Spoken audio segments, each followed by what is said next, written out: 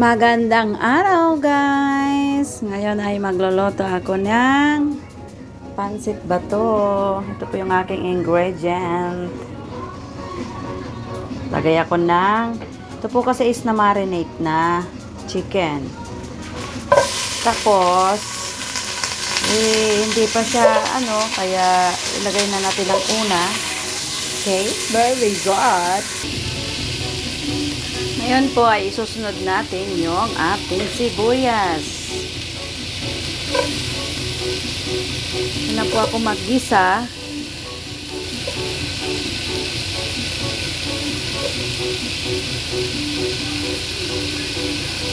Kahit walang mantika yan, konti lang naman. I don't like too much mantika. Magkaano yan siya? Magmi-melt yan dahil dito sa chicken. Nasa chicken yung mantika niya guys.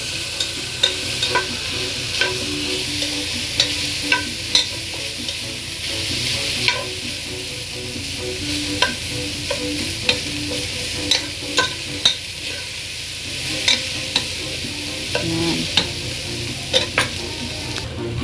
Nalagyan ko na pa siya guys ng kunting bawang. Tapos nalagyan ko siya ngayon ng kunting dry shrimp. Yung maliliit lang po. Kundi lang.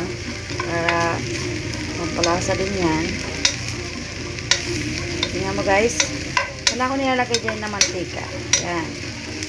Yung ganyan lang. Diba? Lalagyan natin siya ng water. Guys.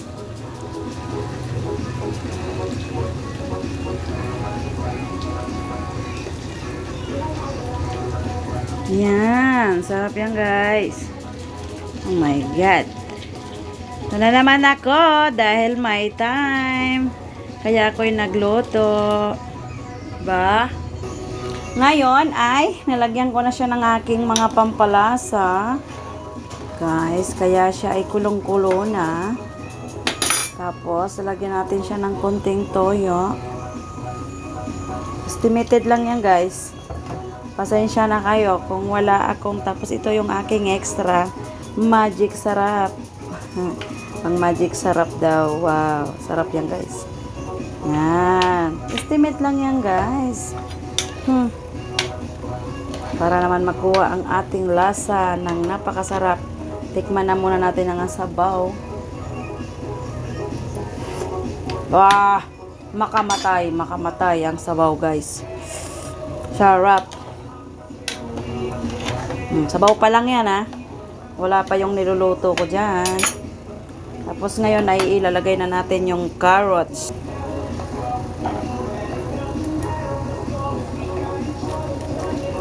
Wala nang gisa-gisa yan guys na. Oh, di ba?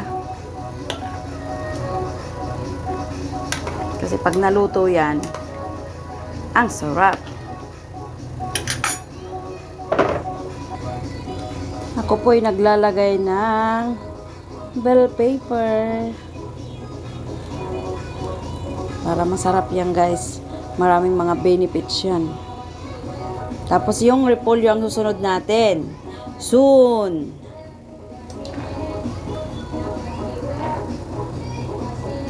Diba? Daming ingredient. Saan ka pa? Mayaman kami sa ingredient. Ito na muna nga pala guys ang aking isusunod. Yan guys, ang aking Mendes ka daw. Yan ang aking pampalasa. Sarap to guys. Bato, sinabato. Pansit bato ang tawag sa amin nito guys. Yan. Ilalagay natin siya rito. Yan, kaliwain ko na. Kasi baka maunahan pa sa kaliwa. Yung mga nangangaliwa, at least nauna na akong mga liwa. Oh, di ba guys? Sarap. Ito pala guys is alalay kayo pag naglagay ng tubig kasi ang lakas niyang makapadry ng tubig. Ngayon may tubig yan pero maya-maya wala na yan. Kaya kailangan may nakanda kayong ilalagay na tubig at saka maya-maya titingnan nyo yung timpla. kung nagkukulang dahil nga sa nagdadagdag kayo ng tubig. Ngayon guys, lalagay ko na yung aking repolyo. Wow, repolyo. Kailangan ka nang ilagay. Diba, daming ingredients? Hi! Salamat! Dan ng ating pansit bato. Ganito po ang itsura ng pansit bato. Napakalinamnam yan guys kasi may sarili na siyang lasa. Timplado na po yung ating pansit bato kaya pag niluto niyan, napakasarap guys. Tapos add mo rin ng mga pampalasa mong sikreto. Kaya ganyan guys ang kalalabasan ng ating pansit bato. Sarap guys. Napakasarap niyan. Kain na po tayo. Tingnan mo guys, ang daming tubig kanina na wala siya kasi mabilis siyang mag-dry dahil dito sa pansit bato guys. Sarap niyan guys eh. Kain na tayo. Kain na.